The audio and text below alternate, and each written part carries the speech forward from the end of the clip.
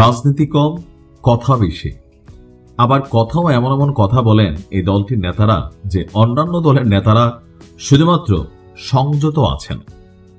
যদি স্বাভাবিক পরিস্থিতিতে কোনো রাজনৈতিক দলের নেতারা এরকম কথা বলতো তাহলে বিপরীত দলের নেতাকর্মীরা ঝাঁপায়া পড়তো। বাট দলটা যেহেতু জুলাই আন্দোলনের নেতৃত্ব দেওয়া একটা অংশের দ্বারা তৈরি, সো সেই ক্ষেত্রে বাকিরা অনেকেই নীরবতা পালন করছেন। তবে আগামী দিনে এই নীরবতাটা থাকবে না, এটাই বাস্তবতা।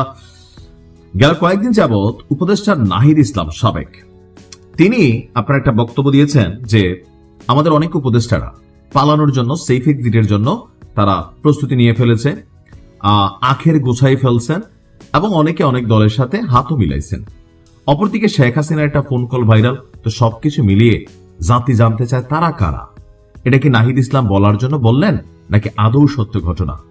এর মাঝখানে আমাদের 5 জন উপদেষ্টা আবার নাহিদ ইসলামের এই বক্তব্যের কড়া এবং তীব্র প্রতিক্রিয়া জানিয়েছে যে নাহিদকে প্রমাণ দিতে হবে কারা।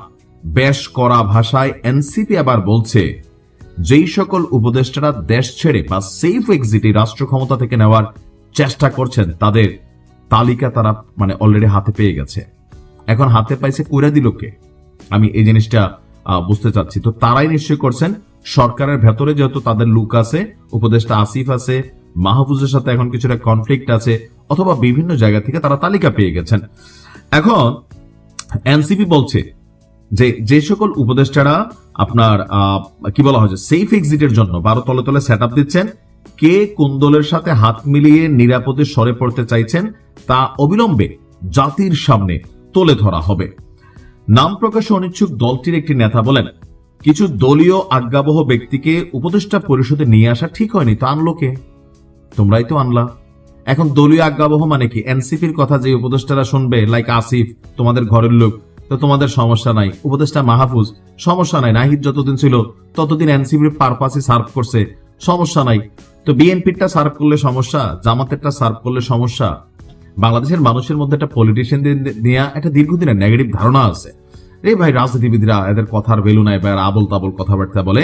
অন্তত নতুন যদি কেউ আসে এরা সুস্থ ধারায় কথা বলবে। কিন্তু এনসিপির বিভিন্ন বক্তব্য বয়ানে কলিজা টাইনা রাস্তায় ছিঁড়া ফালাই দিবেন স্কোর, এরকম বক্তব্য শোনার পরে ধানের শীষ বাদ দিয়ে দিতে হবে, গায়ের জোরের কথাবার্তা, এগুলো শোনার পরে এনসিপির প্রতি অন দ্য রিয়েল ফেস, বিশ্বাস করেন এখনো হয়তো টেলিভিশনে গণমাধ্যমে মাঝে মাঝে করা সাক্ষাৎকার দিয়া অথবা আবল তাবল গরম করা বক্তব্য দিয়া টেলিভিশন কাভারেজ পাচ্ছে, কিন্তু প্রত্যন্ত অঞ্চলে, আমি আমার অঞ্চলে এনসিপির অস্তিত্ব আর খুঁজে পাই না।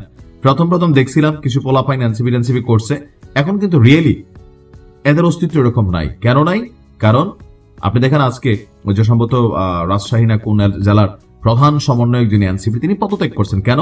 যে এনসিপির নেতাদের বর্তমান অবস্থান জুলাইয়ের সাথে সাংঘর্ষিক। এরা এখন রাজনীতি করে, দলবাজি করে, নানান ধরনের সুযোগ সুবিধাতে ব্যস্ত হয়ে গেছে সবাই। আদর্শ কারোর ভিতরে আর কিছু নেই।